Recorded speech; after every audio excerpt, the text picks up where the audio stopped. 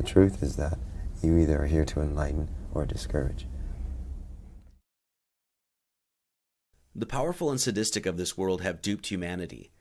They have perverted science to hide the true shape of the earth, perverted religion to possess and misguide the masses.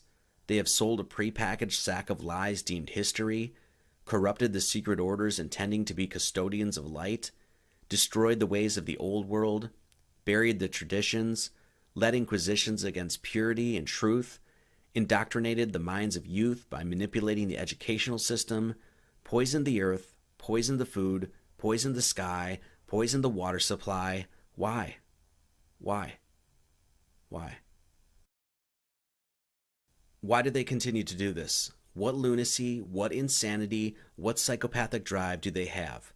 What indeed is their endgame?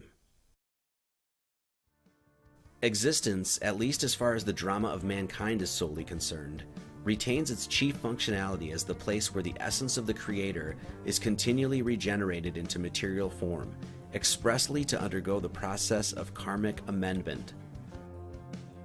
This karmic amendment ultimately leads to a reunification with the Creator, and it is this process that those intoxicated with power are gunning for control of. And we, the people of this earth, cannot allow this to happen any longer.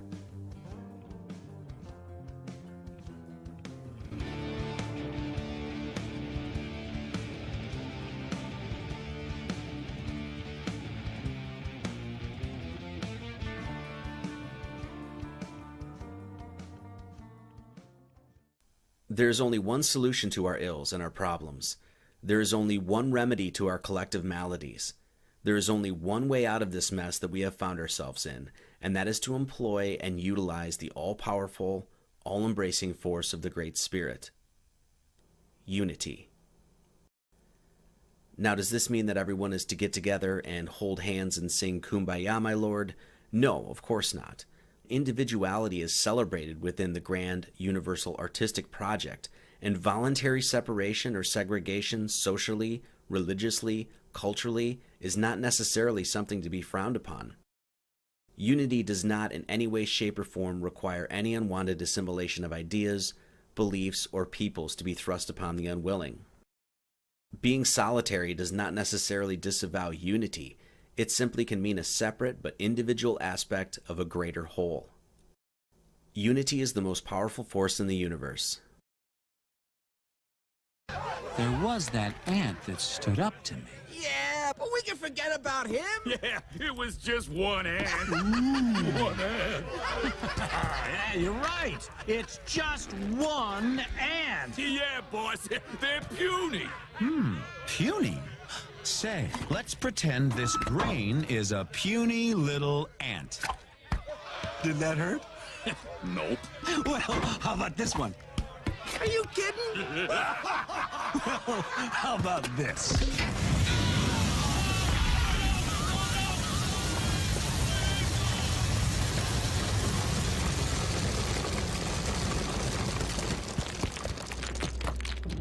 You let one ant stand up to us, then they all might stand up.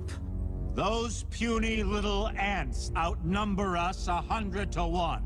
And if they ever figure that out, there goes our way of life. It's not about food. It's about keeping those ants in line. If mankind is to overcome the ordeal we have found ourselves, continually immersed in a cascade of lies and corruption, then we must be willing to act in unity, live in harmony with Mother Nature, respect and obey natural law, coexist regardless of our differences, take responsibility for ourselves, and uphold the highest of moral standards. In fact, we the people of this earth must create a new world order. What the hell did you just say? Now, let's be clear here. The New World Order that I'm speaking about isn't the one we know these jackwagons are dreaming up. No thank you.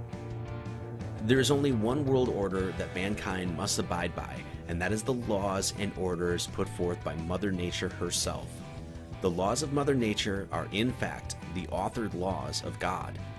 and these immutable laws written into the fabric of existence are the only laws that man must abide by. The great esotericist Manly Palmer Hall describes the importance of these laws as recognized throughout history. If we assume what ancient wisdom assumed, what the Hindus knew and the Chinese knew and the Greeks and Egyptians 5,000 years ago were well aware of and have given us good record of their awareness, then when we say that when man disobeys the gods, it does not mean that he goes against the words of some godling on a throne. Disobedience to the word of God or the will of God always means the breaking of natural law.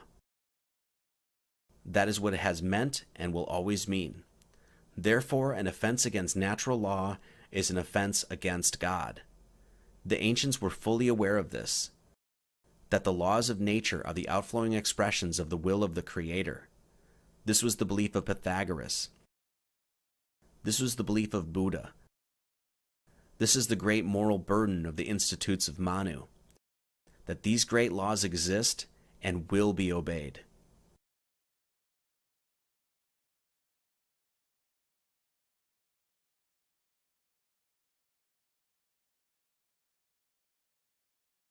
It is these natural laws that George H.W. Bush was disparaging when he deemed them the laws of the jungle.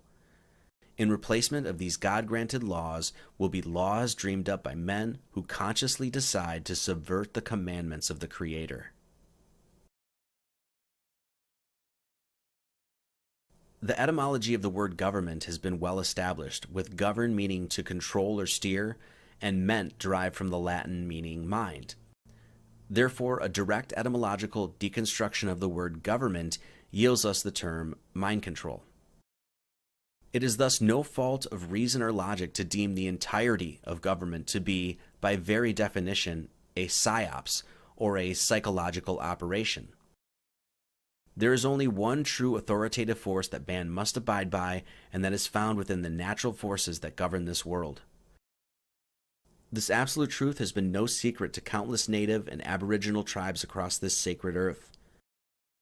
Man has erringly created an organized pseudo-authority, has granted them powers to enforce laws imagined and manifested out of thin air, and allows this organization to engage in the highest acts of violence to enforce these contrived, unnatural laws. These laws exist nowhere within the wind that blows, the trees that stretch up to the heavens, the animals that roam, the rivers that meander, and the mountains that tower above. Man cannot create laws that do not exist within the natural order. This power he dreams up, and by dreaming it up has created a nightmare in his waking world. When man creates false laws, he does the first injustice to himself and his world by breaking the laws of the Great Spirit.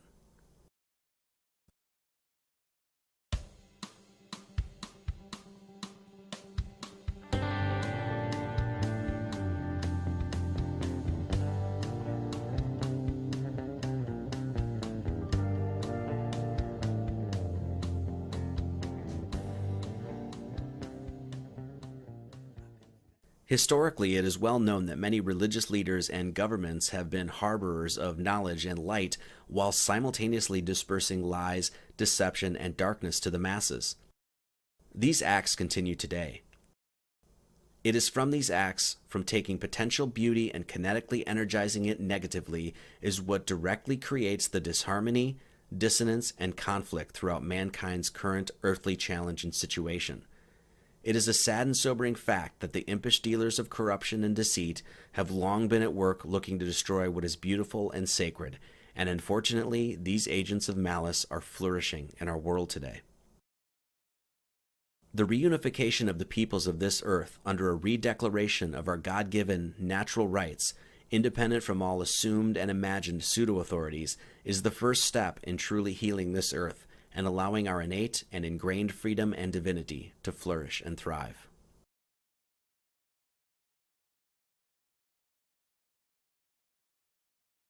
In the mystical tradition, it is well understood that the world in which we currently inhabit is one built off of the governing principle of reflection.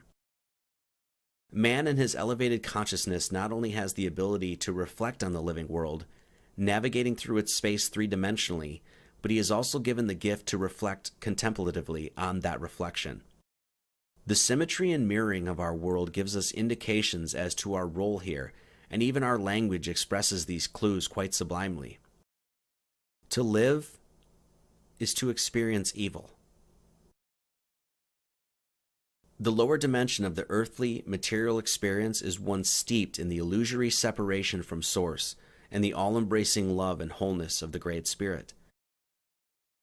In the higher, heavenly dimensions, the evils of this world, with those being such things as ignorance, jealousy, hatred, greed, and bigotry, just simply do not exist. These weighty and burdensome egoic trials only exist here on earth, and this fact alone presents man a great insight about the path of his spiritual work and further clarifies his greatest challenge. If you have lived, you have experienced, witnessed, and been privy to the works of the devil. Understanding this allows your purpose, quest, and goal to become crystalline clear. Fully live your life. Destroy the evil in your world. Find the devilish dragon keeping you from your center, and cut its damned head off.